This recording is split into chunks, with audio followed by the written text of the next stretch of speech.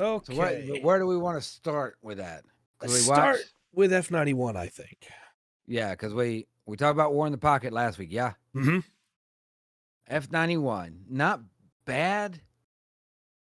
There's things I like about it. It just isn't. It's not very. I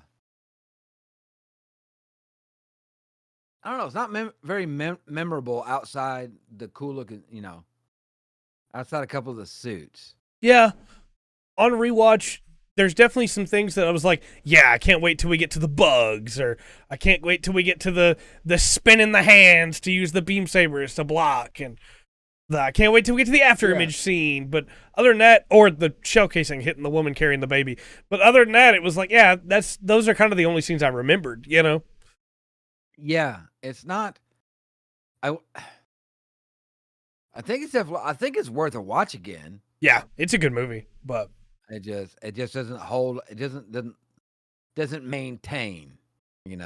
Yeah, through it. I think would have probably, and it's a weird thing to say, I think it probably would have been worse as a series because there's some time spent on some things that I don't think really needed to be spent there, and I feel like a lot more time would have been spent there on like the Ronas and the family and. Well, there's over the last 3, and there's a reason, but the directing is all over the place. Yeah. And so how the story's laid out. Now the animation. Well, also, sorry, I'm trying not to go into Stardust.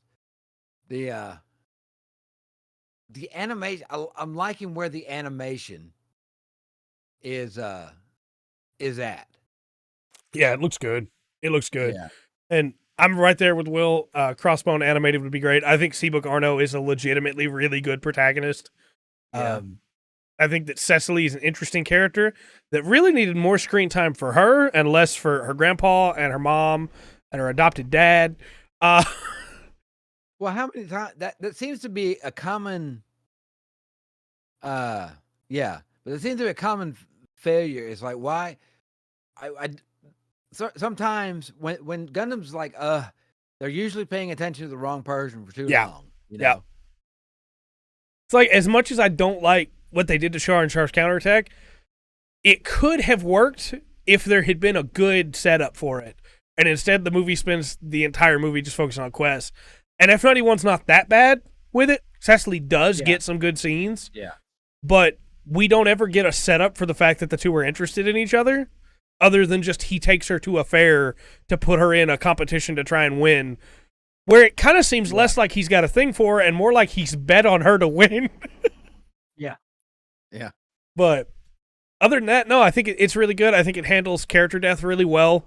There's some really strong scenes there of like Arthur getting his head knocked up against the museum and Seabook just being like, hey, no, we can't leave him.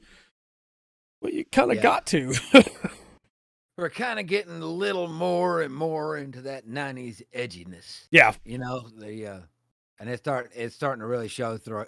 We hit peak 80s. Yeah. I'm thinking maybe with Double Zeta. Yeah, I think so. Synth in that. And L's design. Yeah. F91 had somebody like that. I can't remember her name to save my life because she doesn't matter after the first 20 minutes. But no, I think that was the one we were talking about at the beginning. We're like some of the characters kind of look real similar to other characters. Yeah. Yeah. I'm snoozing the ad, by the way, so we can keep talking on them. The ad keeps trying to start, and I've snoozed it twice. Okay.